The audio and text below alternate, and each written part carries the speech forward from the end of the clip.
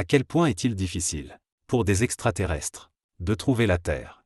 Beaucoup de gens pensent qu'il suffirait qu'ils aient une technologie suffisamment avancée pour localiser facilement nos coordonnées. Mais la réalité est bien plus complexe que tu ne l'imagines. L'univers n'est pas une carte stellaire plate, mais un océan d'espace-temps, en expansion permanente. Les galaxies s'éloignent les unes des autres, à des vitesses de plusieurs centaines de milliers de kilomètres par seconde. L'espace-temps lui-même est en train de s'étirer. Cela signifie que, même si des extraterrestres regardaient la Terre, à cet instant précis, ce qu'ils verraient ne serait pas notre présent, mais une image du passé, où la vie se tortillait encore. Dans des océans primitifs, il y a des centaines de millions d'années, la lumière est devenue un piège temporel.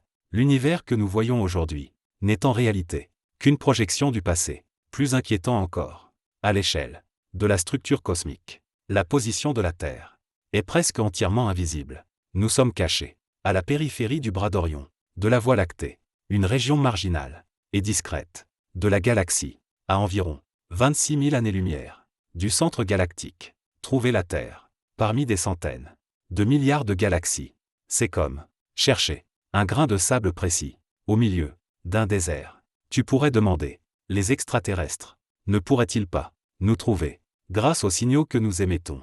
Cela paraît logique, mais cette voie est presque totalement impossible, car l'atténuation des ondes électromagnétiques est extrêmement sévère. Même les signaux radio les plus puissants jamais émis par l'humanité, après avoir parcouru quelques dizaines d'années-lumière, sont totalement noyés dans le rayonnement de fond de l'univers, et le bruit radio de la Terre, dans l'océan du bruit cosmique, est insignifiant, même si nous crions vers l'extérieur. Notre voix s'est depuis longtemps dissoute dans le vide de l'univers. Plus cruel encore, le temps ne joue pas en notre faveur. Si une civilisation extraterrestre se trouvait à 10 millions d'années-lumière de nous, les signaux terrestres qu'elle recevrait dateraient d'il y a 10 millions d'années, lorsqu'elle se préparerait à répondre.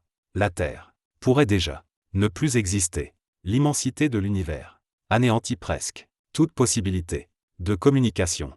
Plus étrange encore, il n'existe tout simplement pas de système de coordonnées fixe. Dans l'univers, nous avons l'habitude de comprendre l'espace avec le haut, le bas, la gauche et la droite. Mais à l'échelle cosmique, ces concepts n'ont aucun sens. L'espace lui-même est courbé. C'est un fluide qui se déforme au rythme de l'expansion cosmique. Même si tu pouvais calculer une position parfaitement précise, lorsque la lumière y arriverait, cet endroit ne serait déjà plus le même. La Terre elle-même orbite autour du Soleil à environ 30 km par seconde, et le Soleil tourne autour du centre de la Voie lactée à 220 km par seconde. La galaxie entière est encore entraînée à une vitesse d'environ 600 km par seconde vers le grand attracteur. Nous ne sommes jamais restés immobiles dans l'univers, ne serait-ce qu'une seule seconde. La position de la Terre n'est pas un point, c'est une trajectoire en perpétuelle évolution. Alors pourrait-il nous trouver grâce au Soleil? Après tout, le système solaire émet de l'énergie, mais le problème, c'est qu'il existe beaucoup trop d'étoiles semblables au Soleil. Rien que dans la Voie lactée, il y en a environ 200 milliards, et dans tout l'univers observable, il pourrait y en avoir des millions de milliards, même s'ils captaient le spectre lumineux du Soleil. Il leur serait très difficile de déterminer s'il s'agit de l'étoile qui abrite la vie. Plus cruel encore, même s'ils trouvaient réellement la direction de la Terre, ils pourraient ne rien voir du tout, car la Terre est tout simplement trop petite.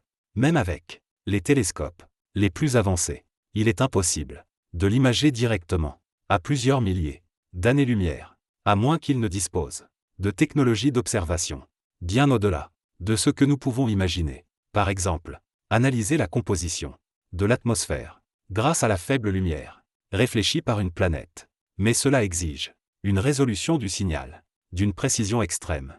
Pour eux, la Terre n'est peut-être qu'un grain de poussière en orbite autour d'une étoile ordinaire, sans la moindre anomalie digne d'attention. As-tu déjà pensé que c'était peut-être la véritable raison pour laquelle la Terre n'a jamais été découverte? Non pas parce que l'univers manque de vie intelligente, mais parce que nous sommes trop insignifiants, trop minuscules. Nous croyons envoyer des appels vers l'univers. Mais du point de vue cosmique, nous ne sommes que des murmures. Dans un vent violent, peut-être que l'univers abrite réellement d'innombrables civilisations, dont les signaux sont eux aussi dilués par le temps, avalés par la lumière, dissimulés par les dimensions. Chaque civilisation brille seule, à une échelle temporelle différente, séparée par une nuit infinie, capable de voir la lumière, mais incapable de jamais s'en approcher. Peut-être est-ce là la forme de romantisme la plus cruelle de l'univers, quand enfin tu comprends la langue de l'autre. L'autre a déjà disparu, au-delà des années-lumière.